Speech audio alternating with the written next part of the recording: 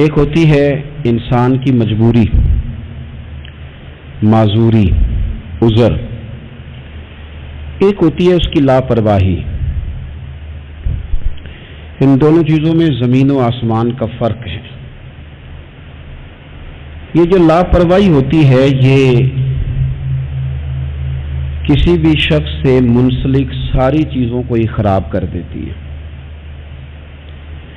آپ نے ایک چھوٹا سا پودا بھی اگر لگایا ہے اور آپ لاپرواہی کا مظاہرہ کرتے ہیں تو وہ خشک ہو جائے گا۔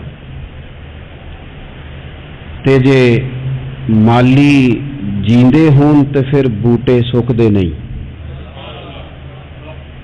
اگر آپ اس کی پرواہ کرتے ہیں، اس پر توجہ دیتے ہیں تو اس کی نشو و نما ہوگی، وہ آگے بڑھے گا، وہ ترقی کرے گا، وہ ایک تناور درخت بن جائے گا۔ جس چیز کی بھی آپ پرواہ نہیں کرتے، آپ اپنی صحت کی ہی اگر پرواہ نہیں کرتے، آپ نے کبھی نہیں دیکھا کہ یہ کھانا جس ہوٹل سے میں کھا رہا ہوں یہ کوئی معیاری ہے یا بالکل غیر معیاری ہے، آپ نے کبھی پرواہ نہیں کی کہ مجھے کوئی اپنی خوراک کا وقت مقرر کرنا چاہیے اور مرتب طریقے سے مجھے غذا لینی چاہیے، تو آپ بیمار ہو جائیں گے۔ لاپرواہی آپ کسی چیز کی بھی کریں، غفلت آپ کسی چیز پر بھی کریں، بات کو شخص آپ کو سمجھا رہا ہوتا ہے، آپ کو گھر والے کوئی بات کہہ رہے ہوتے ہیں، لیکن چونکہ آپ غیر حاضر ہیں، لاپرواہی سے سن رہے ہیں، غفلت سے سن رہے ہیں، تو آپ کو پوچھنا پڑتا ہے کیا کہا تھا آپ نے؟ کیوں بھلا یہ ہوتا ہے کہ آپ غفلت میں تھے۔ یہ جو غفلت ہے نا، غفلت یہ بڑی نقصان دہ چیز ہے۔ یہ انسان سے تعلق رکھنے والی ہر چیز کا برا حال کر دیتی ہے۔ ہم نہ تو اب کمزور ہیں، نہ ان پڑھ ہیں، نہ چھوٹے ہیں، نہ جدید دور کے تقاضوں سے ہم نا آشنا ہیں۔ کسی شخص سے بھی آپ گفتگو کریں گے تو اللہ کے فضل سے وہ ڈھیر ساری چیزوں کا ادراک رکھتا ہے، سمجھ رکھتا ہے، شعور رکھتا ہے۔ وہ آپ کے ساتھ جب گفتگو کرتا ہے تو محسوس ہوتا ہے کہ وہ ساری چیزوں کو سمجھ رہا ہے، خطرات سے بھی آگاہ ہے، خوشخبریوں سے بھی آگاہ ہے، آنے والے وقت میں کون سی چیزیں نقصان کا باعث بن رہی ہیں اور کون سے پھول خوشبو دینے جا رہے ہیں، وہ سب چیزوں کو جانتا ہے۔ لیکن اس کے باوجود جو اتنی زیادہ کمزوری امت میں آ گئی ہے، اس قدر زیادہ ٹوٹ پھوٹ کا جو ہم شکار ہیں، تو زیادہ تر مسئلہ ہماری لاپرواہیوں کا ہے، ہم غفلتوں کا شکار ہیں۔ غفلت ایک خوفناک چیز کا نام ہے، یعنی جو بندہ پرواہ نہیں کرتا، توجہ نہیں دیتا، خیال نہیں کرتا اپنی ذمہ داریوں کا، وہ شخص فساد کا باعث بنتا ہے، وہ نقصان کرتا ہے، وہ اذیت ناک حد تک چیزوں کو لے جاتا ہے۔ آپ کو بہرحال پرواہ کرنی پڑتی ہے۔ یہ جس دور میں میں اور آپ ہیں نا، یہ لہو و لعب کا دور ہے، کھیل تماشے کا۔ کھیل تماشا ہمیشہ انسان کو لاپرواہ کر دیتا ہے۔ آپ دیکھ لیں، کل تک کھیل تماشا کسی گراؤنڈ میں جا کر کسی آلے کے ساتھ کھیلا جاتا تھا، وقت نکال کے لوگ جاتے تھے، کچھ دیر کے لیے ان کا ذہن تقسیم ہوتا تھا، گھر لوٹتے تھے، اپنی ڈیوٹی کرتے تھے۔ اب کھیل تماشے ہماری جیبوں میں آ گئے، چھوٹا آدمی، بڑا آدمی، اس سے بڑا آدمی، وہ سب اس کھیل تماشے میں مبتلا ہیں، اور وہ مذاق کی کیفیت اتنی دور چلی گئی ہے، میں بڑی معذرت کے ساتھ یہ بات عرض کرنے لگا ہوں کہ بعض اوقات بڑے بھی اس چیز کا شکار ہو کر اس طرح کی بات کرتے ہیں کہ چھوٹے ادھر ادھر دیکھ رہے ہوتے ہیں کہ کیا اس کو یہ بات کرنی چاہیے تھی، لیکن چونکہ ساری رات ساری صبح لگ ہی اس کھیل تماشے میں گئی ہے، لہو و لعب میں گئی ہے، مزاج بن گیا ہے، قوم سنجیدہ نہیں رہی۔ آپ کسی شخص سے بھی بات کر رہے ہوتے ہیں تو وہ چاہتا ہے کہ کچھ دیر میں گپ شپ کروں، کھیل تماشا کروں، شغل مغل کروں، میں گزر جاؤں۔ سنجیدگی فکر، مزاج کا ٹھہراؤ۔ اور درویشوں نے تو شکوہ کیا ہے کہ عمر بیت گئی، لوگوں کی عمر بیت گئی، ہڈیاں کمبن، گوڈے کھڑکن، اڑ گیا لک تیرا، اجے بھی گناہ تو باز نامے واہ واہ مرد دلیرا. میاں صاحب کہنے لگے یہاں تک تو پہنچ گیا ہے کہ ہڈیاں کمبن اور تیرے گوڈے کھڑکن تے اڑ گیا لک تیرا. اجے بھی گناہ تو باز نامے او واہ واہ مرد دلیرا. وہ تو اتنا دلیر ہو گیا کہ جب تجھے چاہیے تھا کہ اب ہی تیرے ہاتھ میں استغفار کی تسبیح آتی, اب ہی تجھے سجدے کا ذوق ہوتا. ہم اتنے زیادہ غفلت کا شکار ہیں, آپ یقین کریں. دیکھو معافی ہوتی ہے عذر کی, معافی ہوتی ہے معذوری کی, غفلتوں کی معافی. جب ہم اسکول میں پڑھتے تھے, مدرسے میں پڑھتے تھے, تو جس بچے کا پتہ چل جاتا تھا نا یہ بیمار تھا, اسے مارنی پڑتی تھی. جس کا پتہ چل جاتا تھا نا کہ اس کے گھر میں کوئی پریشانی آ گئی تھی, اسے مارنی پڑتی تھی. غصہ دلانے والی بات یہ ہوتی تھی کہ گھر والے کہتے تھے کہ ہم نے تو بھیجا تھا, صبح تیار کر کے بیگ دے کے اس کو روانہ کیا تھا, اور جب پتہ چلتا تھا نا کہ یہ آیا نہیں, وہاں بیٹھ کر وقت گزارا, وہاں بیٹھ کر وقت گزارا. اب یہ وہ مسئلہ تھا کہ استاد اس پر یوں ہوتا تھا کہ جس طرح وہ پورے جلال میں آ گئے. اس بات نے انہیں اتنا غصہ دلا, وہ تو بیٹھا رہا, جان بوجھ کے نہیں آیا. اس کو شدید مار پڑتی تھی. جب ہم بڑے ہوئے, کتاب و سنت کو دیکھا تو کچھ چیزیں عجیب سی سمجھ میں آئیں. سیاستہ میں حدیث موجود ہے کہ صحابہ کرام علیہم رضوان فرماتے ہیں کہ ایک جنگ کا موقع تھا, تو وہ رستے بڑے سخت تھے, دشوار گزار گھاٹیاں تھیں, بڑی مشکل سے ہم نے وہ راہیں طے کی. ہمیں لگا کہ اس جہاد پر ہمیں بہت اجر ملے گا, اور پھر ہمارے دلوں میں یہ بھی خیال آتا تھا کہ فلاں فلاں فلاں فلاں تو صحابی آئے نہیں, وہ تو گھر میں رہے. اللہ کے محبوب صلی اللہ تعالی علیہ وسلم نے ہمارے ان خیالات کو بھانپا اور کریم فرمانے لگے تمہیں اس جہاد پر بڑا اجر ملے گا, لیکن یاد رکھنا تمہارے کچھ بھائی ہیں جو گھروں میں بیٹھے ہیں, مجبوریوں نے, آزمائشوں نے, پریشانیوں نے, عذر نے انہیں آنے نہیں دیا. جتنا تمہیں صبر کر کے, مشقت جھیل کے, سفر کر کے جہاد کا ثواب ملے گا, اتنا ہی انہیں گھر بیٹھے بیٹھے بھی ثواب ملے گا. آئے نہیں. یہ کس بندے کا معاملہ ہے جو عذر والا ہے. اور اگر کسی کے اجتہاد میں غفلت ہو گئی, حضرت کعب بن مالک رضی اللہ تعالی, یہ بھی صحیح بخاری میں, کل چلا جاؤں گا, حضور تو جہاد پہ چلے گئے لیکن اجتہاد میں غفلت ہو گئی, کل چلا جاؤں گا, پرسوں جاؤں گا, ترسوں. فرماتے میں جا ہی نہیں سکا, حضور واپس آ گئے. جن منافقوں نے جھوٹ بولے جا کے کہ یہ مسئلہ ہو گیا تھا, یہ مسئلہ ہو گیا تھا, ان کو تو مل گئی معافی, لیکن میں چونکہ مخلصین میں سے تھا خدا کے فضل سے, اور ہو گئی تھی غفلت. 50 دن نبی کریم مجھ سے ناراض رہے, 50 دن اللہ کے لیے کہ تو رب کے رستے میں جہاد کرنے نہیں آیا. 50 دن حضور ناراض رہے. فرماتے تھے مدینے کی گلیاں میری تھیں, سب میرے اپنے تھے, پر کریم جو ناراض تھے تو کوئی پھر سلام بھی نہیں لیتا تھا. مجھے یوں لگتا تھا کہ مجھے دیکھ کر ہوائیں اور فضائیں بھی رستے بدل جاتی ہیں. 50 دن میں مسجد میں آتا تھا, جب میں چہرہ ادھر کرتا تو حضور مجھے دیکھتے, اور جب میں حضور کو دیکھتا تو کریم چہرہ بدل لیتے. میں ویکھاں تے یار نہ ویکھے, تے جدوں نہ ویکھاں ادوں ویکھے. ایڈے نصیب کتھوں تتڑی دے, میرے وچ ویکھن دے ویکھے. غلام فریدہ بوئے یار دے مرنا پاویں ویکھے یا نہ ویکھے. ختم ہو گئی بات. حضرت کعب بن مالک کہتے ہیں 50 دن کے بعد پھر رب کریم نے میری توبہ قبول کی, اور مدینے والے رسول نے اعلان فرمایا جو عذر کی وجہ سے نہیں جا سکے, مجبوری سے, انہیں گھر بیٹھے بیٹھے ثواب ہے, لیکن جن کے اجتہاد میں غفلت ہوئی, سمجھنے میں غفلت ہوئی, کل پرسوں ترسوں چلے جائیں گے, ان سے 50 دنوں کی ناراضگی ہے.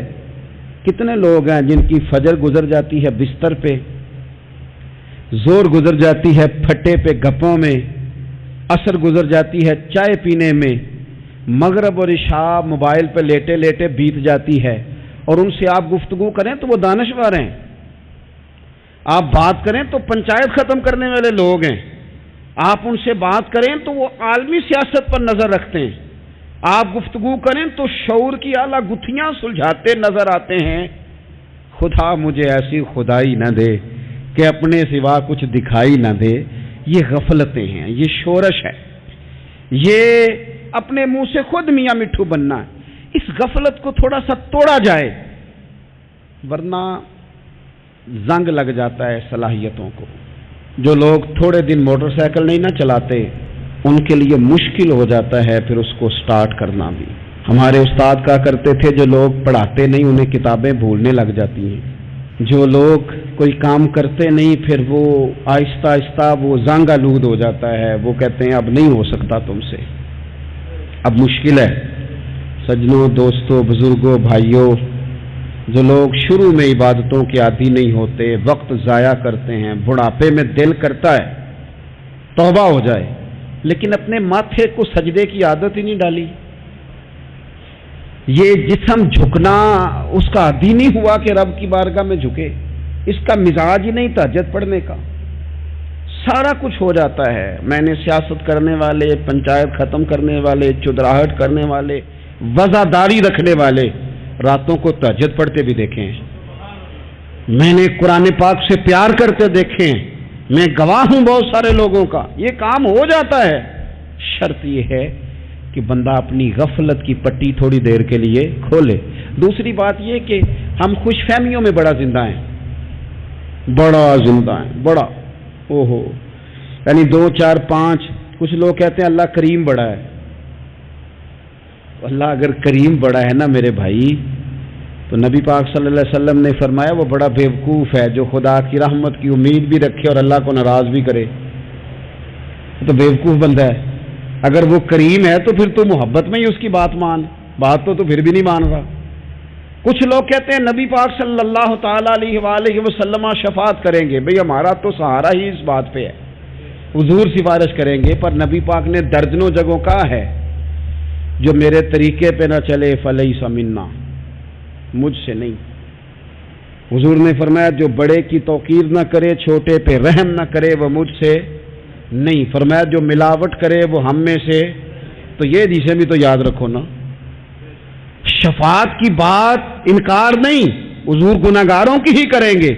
لیکن یہ حضور نے جو ہمیں اسباق پڑھائے یہ کس لیے پڑھائے؟ یہ بھی تو ہماری سمجھ کے لیے ہے نا.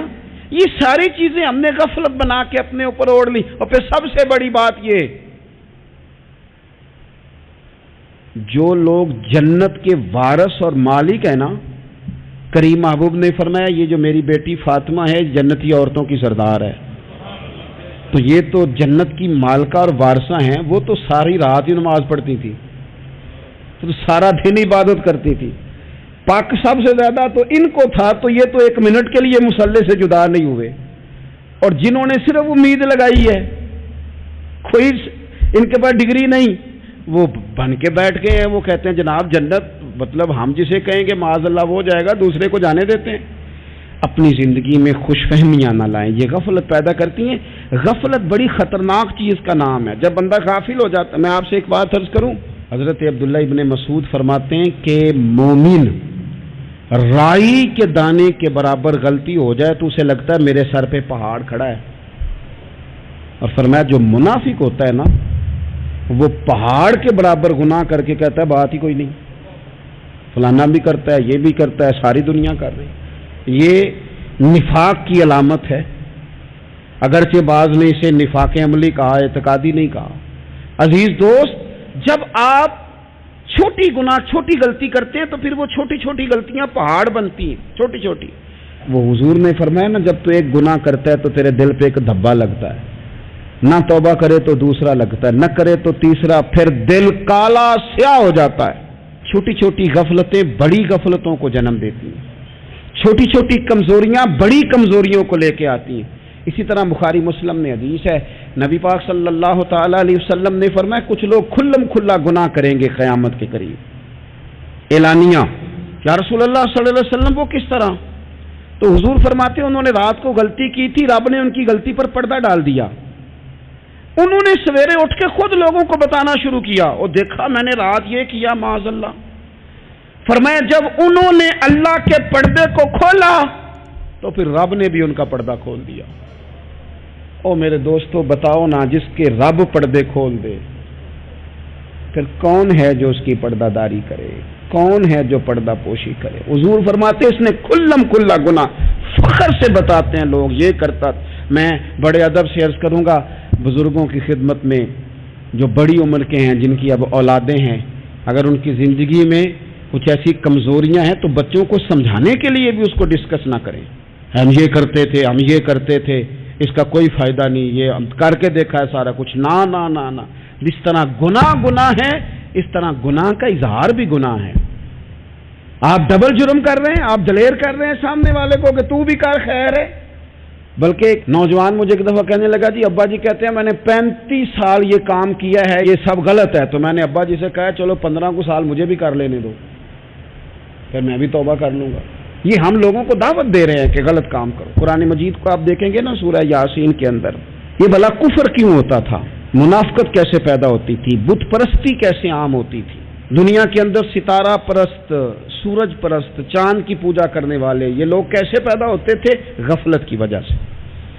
جیسے جیسے یہ اللہ کی بارگاہ سے دور ہوتے جاتے، یہ مختلف قسم کی عبادتوں میں، شرک میں، کفر میں مبتلا ہوتے جاتے۔ قرآن مجید سورہ یاسین کے اندر ارشاد فرماتا ہے کہ اللہ تبارک و تعالیٰ نے قرآن مجید کو اس لیے اتارا ہے لِتُنذِرَ قَوْمًا مَا أُنذِرَ آبَاؤُهُمْ، تاکہ آپ ان لوگوں کو ڈرائیں جن کے باپ دادا کو نہیں ڈرایا گیا۔ اور نتیجہ کیا ہوا؟ فَهُمْ غَافِلُونَ، وہ لوگ غفلت میں چلے گئے، ڈرایا نہیں گیا، سمجھایا نہیں گیا، کسی نے سبق نہیں پڑھایا۔ تو میں آپ سب سے گزارش کروں گا کہ خیر کی بات بتاتے رہیں، خیر کی بات کہتے رہیں۔ خیر کی بات جو ہوتی ہے یہ فائدہ کرتی ہے ہمیشہ، تو غفلتیں اپنی دور کرنی چاہیے۔ دوسرا یہ ہوتا ہے، ایک تو انسان جب وہ دور ہو جاتا ہے چھوٹے چھوٹے گناہ کر کے تو غفلت آتی ہے۔ دوسرا قرآن پاک نے ایک اور مقام پر اس کا ذکر فرمایا ہے، وہ اس طرح فرمایا ہے کہ جو انسان کی پیاری چیزیں ہیں نا بعض اوقات، جن سے وہ لگاؤ پیدا کر لیتا ہے، جن سے محبت اس کی بڑھ جاتی ہے، وہ چیزیں بھی غفلت پیدا کرتی ہیں۔ ان میں 2 چیزوں کا تو قرآن پاک نے نام لے کے ذکر کیا ہے۔ ویسے وہ ڈھیر ساری چیزیں ہیں، 1 2 3 نہیں۔ سیاست بھی بندے کو غافل کرتی ہے، دوستوں کی کثرت بھی بندے کو غافل کرتی ہے، کھیل تماشا بھی غافل کرتا ہے، پیسے زیادہ آنے لگ جائیں تو وہ بھی بندے کو غافل کرتے ہیں، تعریف کرنے والے زیادہ ہو جائیں تو وہ بھی غفلت میں مبتلا کر دیتے ہیں۔ بندہ کسی کرسی پہ بیٹھ جائے تو پھر بھی ادھر ادھر دیکھنے کو تیار نہیں ہوتا۔ یہ ساری چیزیں غافل کرتی ہیں، لیکن 2 چیزوں کا نام لیا قرآن پاک نے، فرمایا یا ایھا الذین آمنوا لا تلھکم اموالکم ولا اولادکم عن ذکر اللہ، فرمایا اے ایمان والو کہیں ایسا نہ ہو کہ تمہاری اولاد اور تمہارا مال تمہیں اللہ کی یاد سے غافل کر دے۔ مال اور اولاد، بیوی کو، اولاد کو ایک مقام پہ قرآن پاک نے دشمن بھی کہا ہے۔ کب؟ جب یہ تمہیں کہیں کہ حرام کما کے لاؤ، جب یہ تمہیں کہیں کہ ہمیں جس طرح کا مرضی مال دو، جب یہ تمہیں کہیں ناجائز کرو، یہ دشمنی کر رہے ہیں تمہارے ساتھ۔ یہ مال اور اولاد یہ بندے کو غافل کر دیتے ہیں۔ کاروبار کرنا، مال کمانا، بچے پالنا، یہ ایک جز ہے زندگی کا، یہ کل زندگی نہیں۔ کل زندگی تو یہ ہے کہ آپ نے دین کے لیے کیا کیا، ملت کے لیے کیا کیا، ملک کے لیے کیا کیا، غریب کے لیے کیا کیا۔ کبھی کسی بندے نے جھونپڑیوں والوں سے پوچھا ہے کہ بارشوں میں تمہارا کیا حال ہوتا ہے؟ وہ کچی آبادیاں جہاں سے گزر کے ہم اپنے بچوں کو دکھاتے ہیں کہ یہ دیکھو یہ پرانے مکان سارے اسی طرح کے ہوتے تھے، کبھی ان لوگوں سے آپ نے پوچھا ہے جو ساری رات چھتوں کے نیچے بالٹیاں رکھ کے وقت گزارتے ہیں کہ چھت ٹپکتی ہے؟ ان سے پوچھا ہے کہ رات بچے سو پائے تھے کہ نہیں؟ اچھا جی بارش ہو رہی ہے تو پھر ہم نے کیا کرنا تھا؟ ہم نے گھر والوں کو پکوڑوں کا آرڈر دینا تھا، وہ وقت پہ دیا۔ ہم نے کہا تھا کوکنگ آج اپنی۔ یہ کب ہوتا ہے؟ جب قومیں غافل ہو جاتی ہیں مال میں، مزوں میں، اپنی ذاتی زندگی کے پیچ و تاب میں، پھر وہ اتر کر دائیں بائیں دیکھنا پسند نہیں کرتی۔ اللہ فرماتے ہیں مال اور اولاد کہیں تمہیں اللہ سے غافل نہ کر دے، کہیں ایسا نہ کر بیٹھنا کہ تم اس میں الجھ جاؤ پوری طرح اور تمہیں صرف اور صرف اپنے بچے یاد رہ جائیں۔ تجارت کرنی چاہیے، لیکن ہم تجارت نہیں کرتے، بانی تاجر جاتے ہیں، ہر چیز کو تجارت کی نظر سے دیکھتے ہیں۔ ڈاکٹر آپ بنے لیکن زندگی ساری ہی آپ ڈاکٹر بن کے نہ گزاریں، آپ کے کچھ اور تعلقات بھی ہیں، کچھ اور رشتے بھی، ان پر بھی تھوڑا غور کر لیں۔ غفلتیں تیزی سے آتی ہیں اور وہ آ کر کے ہمارے اوپر حاوی ہو جاتی ہیں. جو پرانے لوگ تھے نا غافل نہیں ہوتے تھے. بڑے بڑے لوگ اپنے آپ کو کنٹرول کرتے تھے، دیکھتے تھے کہ یہاں کوئی چیز مجھ پہ حملہ آور تو نہیں ہو رہی، فلانی چیز کہیں میرے اوپر زیادہ قبضہ تو نہیں کر رہی. وہ پھر ان چیزوں سے اپنے آپ کو بچاتے تھے. نفسانی خواہشات کا غلبہ یا دوستوں کی تعریفیں یا ادھر ادھر کی چیزیں، وہ اپنے آپ کو تیزی سے اس سے بچاتے. اس رستے سے اجتناب کرو جو رستہ غفلت لاتا ہے، جو رستہ تکلیف میں مبتلا کرتا ہے. جو دم غافل سو دم کافر. سانو تے مرشد ہوئی پڑھایا ہو، ہمیں تو یہ سبق دیا گیا. مجھے کہہ لینے دیں، ہم میں سے ڈھیر سارے لوگ ہیں، پلٹ کر اپنی زندگی دیکھیں، اپنے آپ پر غور کریں تو ہم اتنے قابل تھے کہ شاید ہمیں کوئی اپنے دروازے پر چوکیدار بھی نہ رکھتا، لیکن جب اس نے نواز دیا تو ہمارے لہجے ہی بدل گئے، ہمارا انداز ہی کچھ اور ہو گیا. شاید کوئی ہم سے سلام بھی نہ لیتا، لیکن جب اللہ نے نواز دیا تو لفظ اور جملوں کے اندر پھر ہمارے وہ رنگ آ گیا جو نہیں ہونا چاہیے تھا. کیوں؟ کہ مال آیا تو غفلت لایا. حضرت عمر فاروق کے زمانے میں جب مال آتا تھا تو وہ رویا کرتے تھے، فرماتے تھے یہاں جی آتا ہے وہاں غفلت بھی آتی. اپنی زندگی سے غفلت کا پردہ اٹھائیں. سو رہے ہیں سارے جاگ جائیں، وقت تیزی سے گزر رہا ہے، بے قابو ہو گیا، ہم سے نہیں سنبھالا جاتا. ٹائم کب دن چڑھتا ہے کچھ پتہ نہیں چلتا، شام ہو جاتی ہے ڈھیروں کام رہ جاتے ہیں. کئی لوگ تھے جن کا ارادہ تھا کہ پرسوں سے میں نے مسجد آنا ہے، میں نے نیک ہو جانا ہے، وہ نہیں آئے، موت ہی آئی. حضرت اسرائیل ہی آئے، بڑا پیار کیا فلانے نے، او ہو جی، بڑا ہی رو رہے تھے اس کے بچے. پھر کیا قبر پہ بیٹھے رہتے ہیں سارا دن؟ پھر کیا کیا انہوں نے بچوں نے؟ کسی نے کہا میں نے ساتھ جانا ہے. نتیجہ کیا نکلا؟ پیار کس بات کا تھا؟ حضرت عبداللہ ابن مبارک کا آخری وقت تھا تو اماں رو رہی، بہن رو رہی، بھائی رو رہے ہیں، بیوی رو رہی، بچے رو رہے ہیں، آخری ٹائم ہے. تو اماں سے کہنے لگے روتی کیوں ہو؟ کہنے لگی پتر بیٹے تو اور بھی ہیں پر جس طرح دوائی تو لا کے دیتا تھا کوئی بھی نہیں دیتا. فرمانے لگے بہنوں سے اور بھائیوں سے تم کیوں روتے ہو؟ کہنے لگے تو موجود تھا تو ہمیں کوئی ڈر نہیں تھا، ہر مشکل میں تو پہنچ جاتا تھا. بچوں کی طرف دیکھ کے کہو تم کیوں روتے ہو؟ وہ کہنے لگے ابا جی ابھی تو ہمارے بیاہ ہونے تھے اور آپ جا رہے ہیں. بیوی سے کہا تو وہ کہنے لگی بادشاہی تو تیرے سر پہ تھی، یہ بچے پوچھیں گے مجھے؟ تو حضرت عبداللہ ابن مبارک نے سر سجدے میں رکھا اور کہنے لگے مالک میں سمجھ رہا تھا یہ مجھے رو رہے ہیں، یہ تو اپنی ضرورتوں کو رو رہے ہیں. میرا خیال تھا کہ میرے جانے کا انہیں ڈر لگا ہوا. نہ ان سب کو تو اپنا اپنا مسئلہ ہے کہ میرا کیا بنے گا تو میرا کیا بنے گا تو میرا کیا بنے گا. پھر کھول کے روئے اور سب کی طرف دیکھ کے کہنے لگے اور تمہارا تو مسئلہ پیچھے حل ہو ہی جائے گا، اکٹھے بیٹھے ہو. میں سوچ رہا ہوں قبر میں جاؤں گا تو میرا کیا بنے گا. رب کی بارگاہ میں حاضر ہونا ہے، سوال جواب ہونے ہیں، حساب دینا ہے. وہ مجھ سے کڑے سوالات پوچھے گا تو جنا لئی تو پاپ کمائے دس نہ ہن کتھے نہیں ہو تیرے کر دے، بلا ان کو تیرے حصے کا حساب. میرے عزیز غفلت کی بکل کھول دینی چاہیے، وہ دروازہ بند کریں جہاں سے غفلت آتی ہے. خدا را کوئی نہیں، آپ یقین کریں رسمی دعائیں رہ گئی ہیں، رسمی 2 موبائل ہاتھ میں پکڑے ہوتے ہیں. کل کے ٹائم پتر نے 2 موبائل اور 2 موبائل پکڑ کے وہ کہہ رہا ہوتا ہے مولوی صاحب بات دعا 5 منٹ اور لمبی کر دینا، دیگ میں ذرا دیر ہے. وہ تو ادھر بیٹھو، چھوڑ دیگ کو، تیرا تو باپ چلا گیا، رو بیٹھ کے مصلے پہ، مالک سے کہہ اسے معاف کر دے. اور تو آج ہی افسر بن گیا ہے، تیرے لہجے میں آج ہی کچھ اور آ گیا، تجھے تو 3 دن میں ہی ہر شے بھول گئی. 3 دن میں ہی تو تیسرے دن اس طرح کے لفظ ادا کر رہا ہے کہ جن سے محسوس ہوتا ہے کوئی 2-4 دن بھی کوئی کہیں بیٹھ کے دعا کرتا ہے.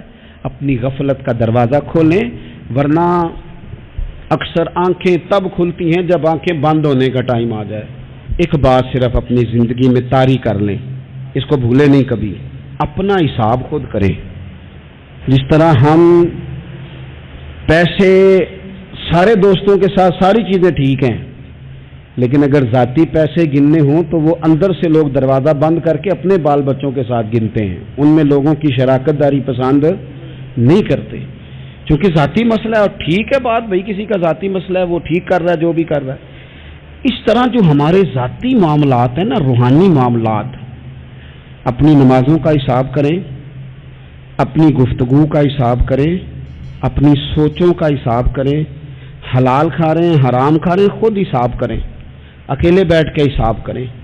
جان چھڑائیں تھوڑی دیر موبائل سے، تنہا بیٹھ کے تھوڑی دیر مراقبہ کریں. خدا کی نعمت کتنی ہے، جواب میں شکر ہمارا کتنا، اس کا حساب کریں. اپنا حساب کریں. اور حضرت عمر فاروق کا وہ جملہ یاد رکھیں، فرمایا کرتے تھے اپنا حساب کر لو اس سے پہلے کہ تمہارا حساب کیا جائے. یہ نہ ہو کہ پھر رب رسول حساب کریں اور تمہارے لیے مشکل ہو جائے.